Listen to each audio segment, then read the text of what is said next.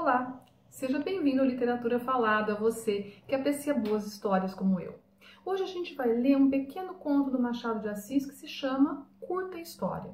Curta História foi originalmente publicado pelo escritor em A Estação, no ano de 1886.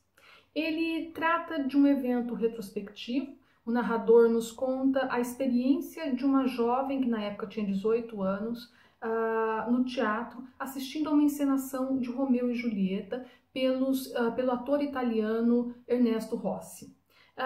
Cabe aqui uma observação. Ernesto Rossi trouxe Shakespeare no original para o Brasil do século XIX, no momento em que no Rio de Janeiro se encenava basicamente adaptações neoclássicas das peças shakespearianas. Eu esclareço.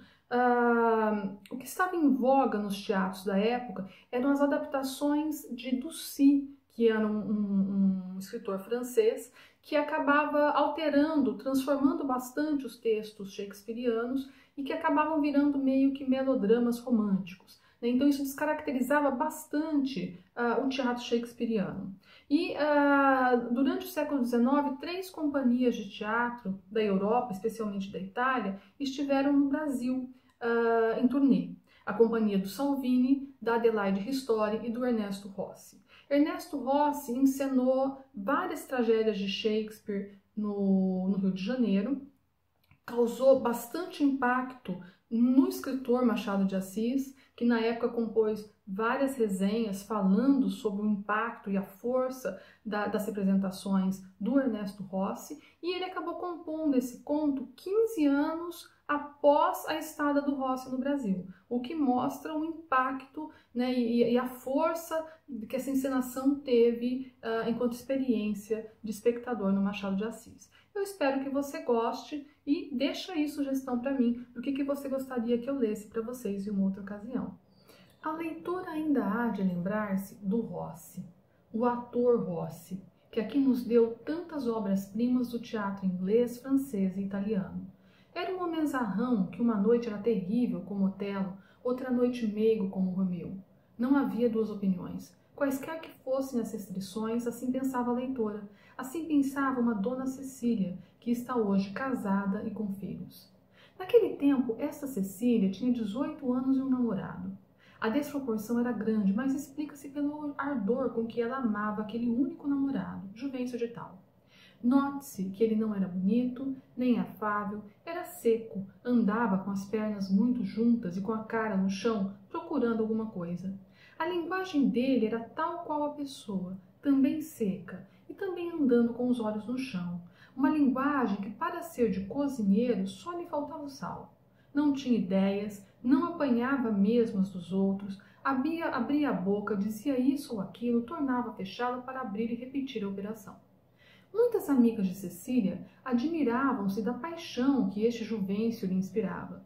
Todas contavam que era um passatempo e que o arcanjo que devia vir buscá-la para levá-la ao paraíso estava ainda pregando as asas. Acabando de as pregar, descia, tomava-as nos braços e sumia-se pelo céu acima. Apareceu Rossi, revolucionou toda a cidade. O pai de Cecília prometeu à família que a levaria a ver o grande trágico. Cecília lia sempre os anúncios e o resumo das peças que alguns jornais davam. Julieta e Romeu encantou-a, já pela notícia vaga que tinha da peça, já pelo resumo que leu em uma folha e que a deixou curiosa e ansiosa. Pediu ao pai que comprasse bilhete. Ele comprou e foram. Juvencio, que já tinha ido a uma representação e que achou insuportável, era Hamlet, iria a esta outra por causa de estar ao pé de Cecília, a quem ele amava deveras. Mas, por desgraça, apanhou uma constipação e ficou em casa para tomar um suadouro, disse ele. E aqui se vê a singeleza deste homem, que podia dizer enfaticamente um sudorífico, mas disse como a mãe lhe ensinou, como ele ouvia a gente da casa. Não sendo coisa de cuidado, não entristeceu muito a moça, mas sempre lhe ficou algum pesar de o não ver ao pé de si. Era melhor ouvir Romeu e olhar para ele. Cecília era romanesca e consolou-se depressa. Olhava para o pano, ansiosa de o ver erguer-se. Uma prima que ia com ela chamava-lhe a atenção para as toaletes elegantes ou para as pessoas que iam entrando, mas Cecília dava a tudo isso um olhar distraído. Toda ela estava impaciente de ver subir o pano. Quando sobe o pano? Perguntava ela ao pai. Descansa, que não tarda. Subiu afinal o pano e começou a peça. Cecília não sabia inglês nem italiano, lera uma tradução da peça 5 vezes e, apesar disso, levou-a para o teatro. Assistiu às primeiras cenas ansiosa, entrou Romeu, elegante e belo, e toda ela comoveu-se. Viu depois entrar a divina Julieta, mas as cenas eram diferentes, os dois não se falavam logo. Ouviu-os, porém, falar no baile de máscaras. Adivinhou o que sabia, bebeu de longe as palavras eternamente belas que iam cair dos lábios de ambos. Foi o segundo ato que as trouxe. Foi aquela cena imortal da janela que comoveu até as entranhas da pessoa de Cecília. Ela ouvia as de Julieta como se ela própria as dissesse. Ouvia as de Romeu como se Romeu falasse a ela própria. Era Romeu que a amava. Ela era Cecília ou Julieta ou qualquer outro nome, que aqui importava menos que na peça. Que importa o nome? Perguntava Julieta no drama. E Cecília, com os olhos em Romeu, parecia perguntar-se a mesma coisa. Que importa que eu não seja a tua Julieta? Sou a tua Cecília, serei tua Amélia, a tua Mariana. Tu é que seria sempre e serás o meu Romeu. A comoção foi grande. No fim do ato, a mãe notou-lhe que ela estivera muito agitada durante algumas cenas. Mas os artistas são bons, explicava ela. Isso é verdade, acudiu o pai, são bons a valer. Eu, que não entendo nada, parece que estou entendendo tudo. Toda a peça foi para Cecília um sonho. Ela viveu, amou, morreu com os namorados de Verona. E a figura de Romeu vinha com ela, viva e suspirando, as mesmas palavras deliciosas. A prima, à saída, cuidava só da saída, olhava para os moços. Cecília não olhava para ninguém. Deixava os olhos no teatro, os olhos e o coração. No carro em casa, ao despir-se para dormir, era Romeu que estava com ela. Era Romeu que deixou a eternidade para vir encher-lhe os sonhos. Com efeito, ela sonhou as mais lindas cenas do mundo. Uma paisagem, uma baía, uma missa, um pedaço daqui ou dali, tudo com Romeu. Nenhuma vez com Juvencio. Nenhuma vez, pobre Juvencio, nenhuma vez. A manhã veio com as suas cores vivas. O prestígio da noite passara um pouco, mas a comoção ficara ainda, a comoção da palavra divina. Nem se lembrou de mandar saber do Juvencio. A mãe é que mandou lá, como boa mãe, porque este Juvencio tinha certo número de apólices, que mandou saber, o rapaz estava bom, lá iria logo. E veio à tarde, sem as palavras de Romeu, sem as ideias, ao menos de toda a gente, vulgar, casmurro, quase sem maneiras, veio. E Cecília, que almoçara e jantara com Romeu, lera a peça ainda uma vez durante o dia para saborear a música da véspera. Cecília apertou-lhe a mão comovida tão somente porque o amava. Isso quer dizer que todo amado vale um Romeu. Casaram-se meses depois. Têm agora 2 filhos. Parece que muito bonitos e inteligentes. Saem a ela. Bom, curta história, como eu disse de início, foi publicada em A Estação, no dia 31 de maio de 1886. Você está vendo agora imagens justamente dessa edição da revista. Aliás, o texto que eu disponibilizei enquanto eu lia é o da edição de 1886. Cecília, como você viu, fica profundamente impactada com a interpretação de Romeu e Julieta por Rossi, considerado um dos grandes atores trágicos e um dos maiores intérpretes de Shakespeare do século XIX.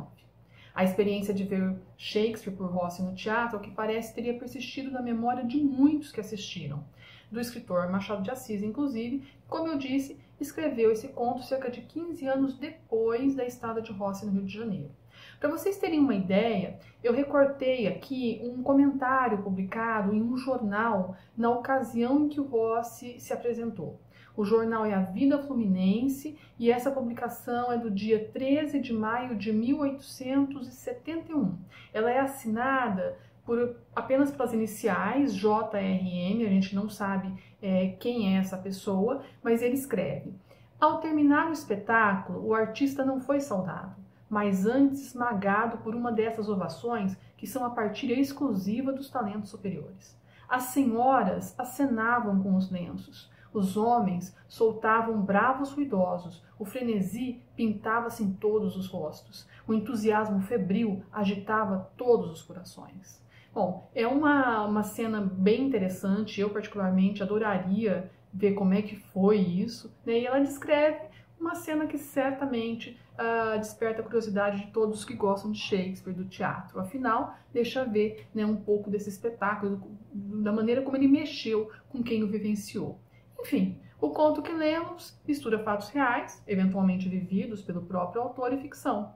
Veja que o narrador provoca a leitora de início. A leitora ainda há de se lembrar do Rossi, o ator Rossi, que aqui nos deu tantas obras-primas do teatro inglês, francês e italiano.